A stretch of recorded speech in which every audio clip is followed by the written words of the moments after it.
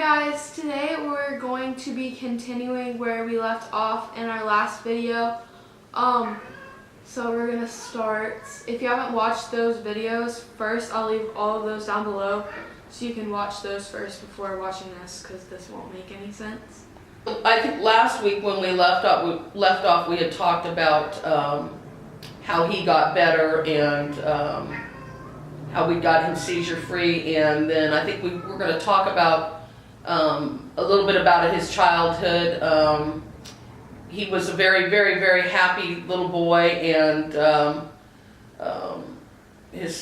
think I had said before his favorite things to do was to ride his bike and catch lizards, love on all his animals. We're very much animal people. We love dogs and cats, and he's had everything from frogs to hamsters and you name it, we've had it. So he grew up and loving trucks and cars, and always loving music. He always had an ear for music, but he always I think what made me so excited with Connor was his love for all kinds of music. That's very unusual for a child. He loved everything from 50s to the 60s to the 70s. He really loved the 80s era. That was really his favorite. He just loved all the music from back then. George Michael and Madonna, and on and on. Michael Jackson. He really loved Michael Jackson. And then he loved, if you look at his memory video, it should be attached in, it's on our channel. It's on the channel.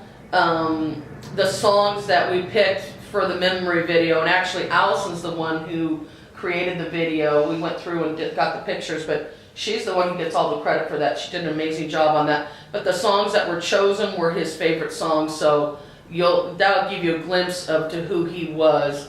He loved Toy Story. Oh my gosh, that had to have been his favorite movie of all time. He just loved Woody and Buzz, and he still has a lot of figurines and things from when he was little. We got him this Buzz Lightyear and Woody.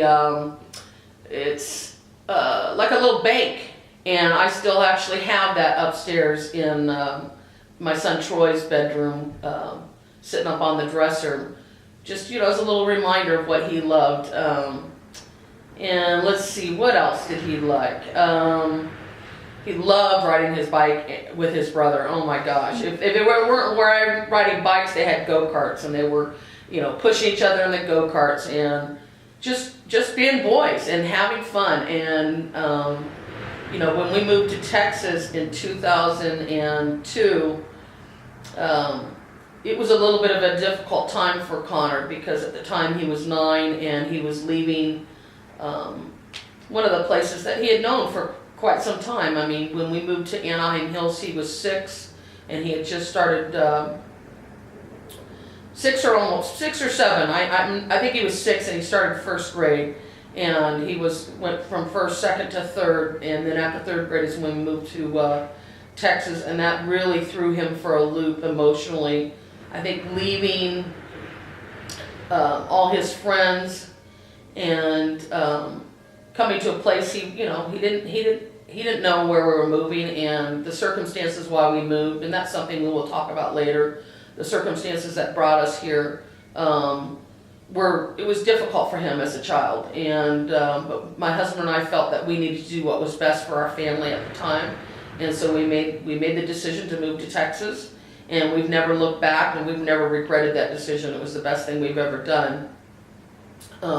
However, Connor did struggle tremendously for about a year emotionally. I remember when he started school, my husband would walk him to school every morning, because my husband took about close to a year off. I mean, he took a few months off trying to kind of figure out what he wanted to do when we moved here, but we left California with a little bit of money after selling our house. So I told my husband, I said, take some time off. My husband was not the kind of man to ever take a vacation.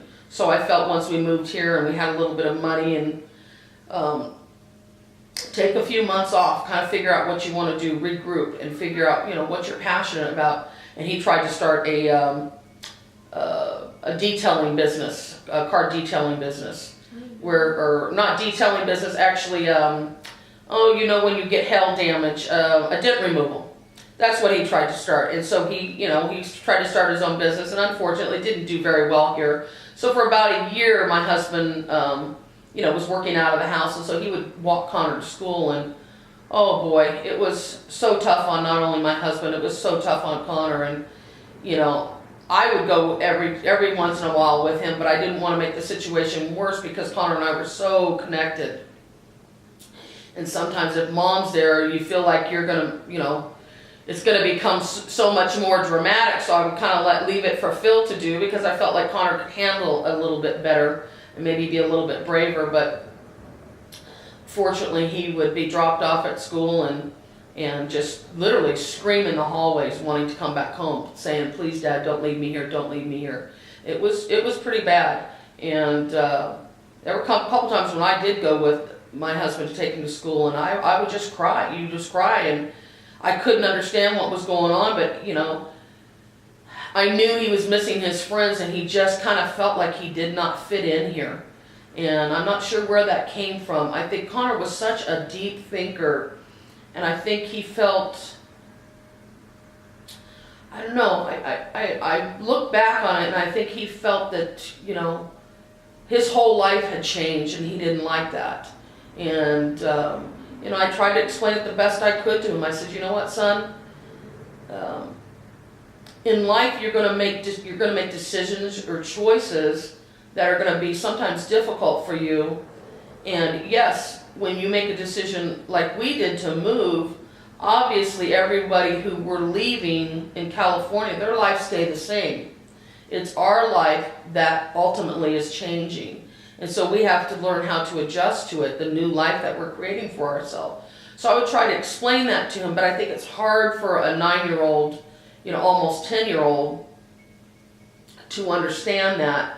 And Connor, and I'm not sure if it stemmed from the seizures, but Connor was emotionally a little bit more immature than a lot of people. I felt, as his mother, I would notice that emotional immaturity. However, he was highly intelligent. I mean, he was reading in 3rd grade, basically at a high school level. I mean, he just, and I don't know if it stemmed from the seizures, if the seizures did something to a part of his brain where that emotional, not intelligence, but that your emotional side is a little bit more immature.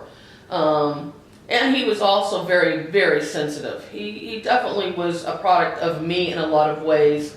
When it came to being sensitive, I'm very sensitive about certain things, and I don't think that's a bad thing. I think that's a good thing. I think sensitivity shows a lot about your compassion, and Connor was a very compassionate person. But so he struggled the first year, but then it seemed like he found a rhythm, and I did everything I could. Phil and I tried to get him involved in baseball, and I'd have sleepovers here for him for some of the kids he knew at school, and Halloween, I'd have a Halloween party. So I was doing everything I could to kind of make him feel like he was part of, the town, and just for him to feel like he was part of something.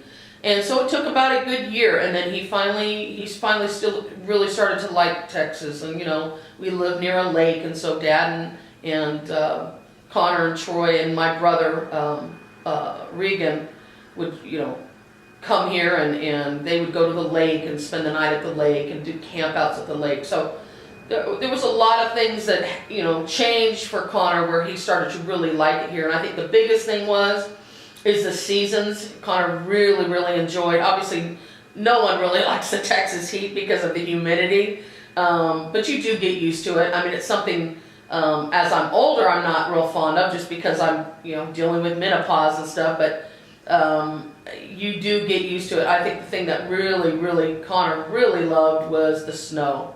And I'll never forget the first time it snowed here. Oh my God, you would have thought it was raining, $100 bills. He just was beyond excited about it.